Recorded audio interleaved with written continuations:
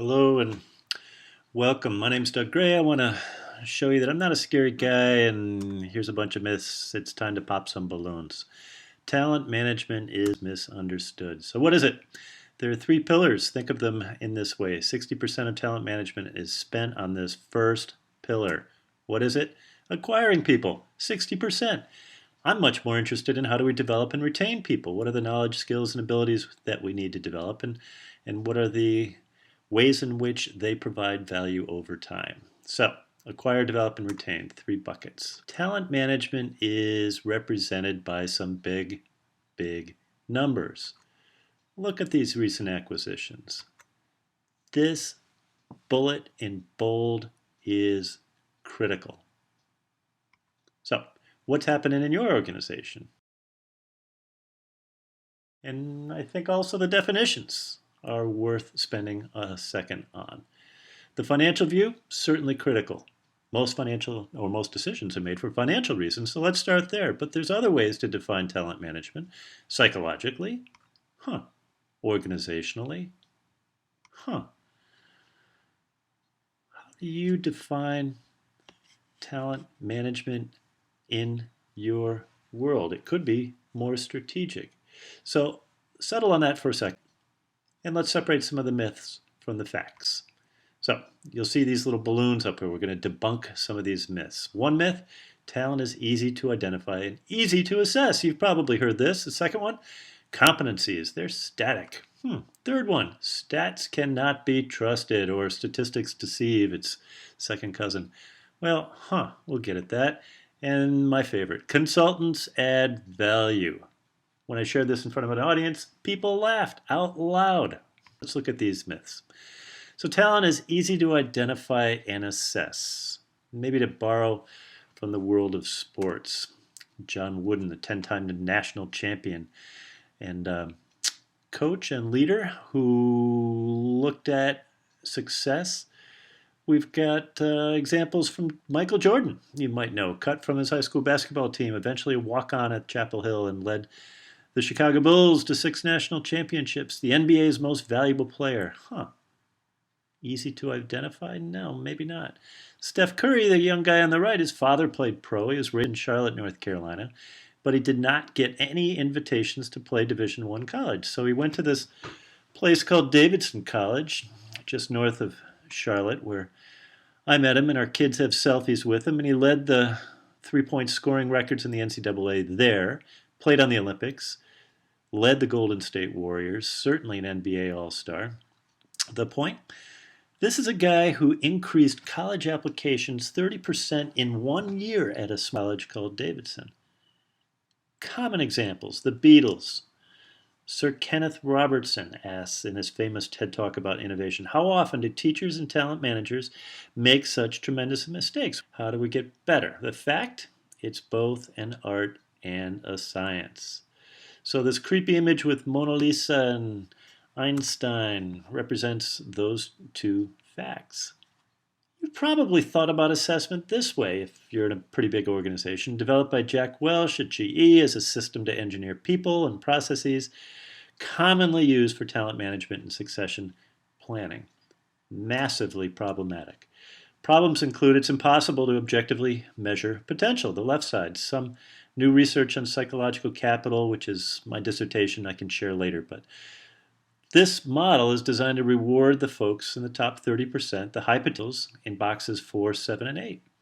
They get 3 times the resources and compensation, which of course demotivates the bulk of everybody else. The bottom box 3, that bottom 10% at GE, was fired every year. That mandate to fire them led to massive competitions and skewed performance measures. So the remaining 70% rarely encouraged to change their behaviors. You'll see this if you haven't yet. At best, the 9 box is a snapshot of performance data and capacity. I suspect it'll be replaced soon. So myth number 2, talent competencies are static. Well, square boxes simply do not fit into round holes. People, by analogy, are not replaceable. They vary by competencies like customer focus or emotional intelligence. You see them here. Thankfully, I'm not good at accounting or quantum physics, but other people are, so they can do that job. Talent competencies also vary by organizations. So let's pop another balloon. What if the organizational values are customer focus? And the context of how somebody like John needs to develop the competency of customer focus will inform any investment you choose to make in training or mentoring or coaching for John. So let's lead with the facts. Talent competencies vary also by individuals. Look at capacity, motivations, rewards, situation, age, readiness. We could say that Joe should demonstrate excellence in customer focus by January, but what if Joe's wife is having a new baby and it's not a good time for him to focus on that? So that leads to statistics. You've probably heard this distrust in statistics, and yet we look at blue lines and red lines. This is a little hard to read, and I apologize for the faintness or the size of it. But if you have a kid in college, you might be familiar with this. The blue lines indicate the apparently massively escalating costs of tuition, and the red lines appear to be flat. Well, what's wrong? Well, there's two different indices. It doesn't reflect the cost of not going to college. It doesn't affect the compounded annual return on investment. It's not represented. And it implies that those costs for tuition, room, and board are escalating without any end in sight, that blue line. What are we doing? We're escalating the fears of many parents. They're looking at that $200,000 investment per child, and they're wondering. Well, to dispel any concern about this particular example of bad statistics, in fact, the long-term value of anybody who earns, let's say, $45,000 a year or for years is $1.2 million per person in the workforce in the U.S. Well, we're also in a global economy, and it could be even higher. So the fact is, statistics inform our decision making. Think of them as a small subset, a sample of a larger population. The data is gathered, the data is analyzed. Ask any leader with profit and loss responsibilities. Think about the quantitative and the qualitative and make decisions. So here's that favorite, the joke. Do consultants really add value? Notice this model. The problem with this image is that it's all consultant-centered.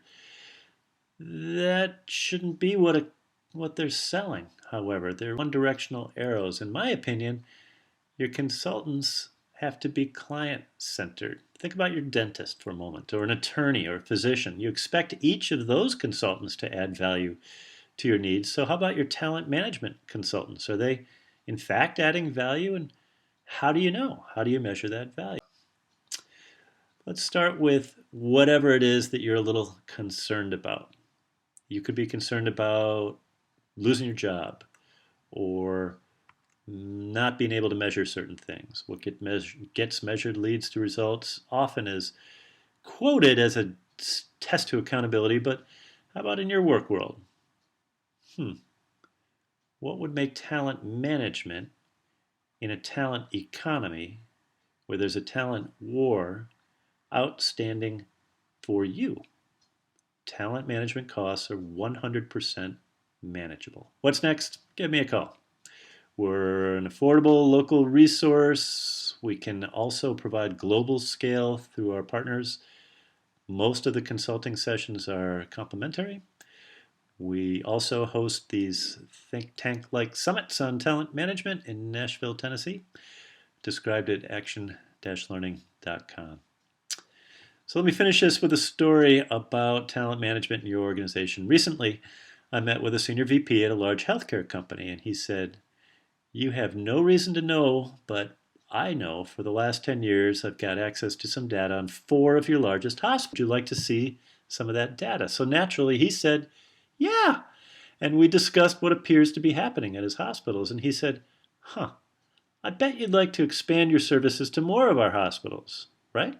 And I said, "Yes, sir." And he said, "Well, and I bet you can provide a good deal on that data assessment, that talent management, if we expand your services to even more of our hospitals, right?" And I looked him straight in the eye and I said, "Absolutely." Action leads to learning, so take some next steps today. Thanks for sharing this. Any questions? Let me know. I'm Doug Gray. All the best.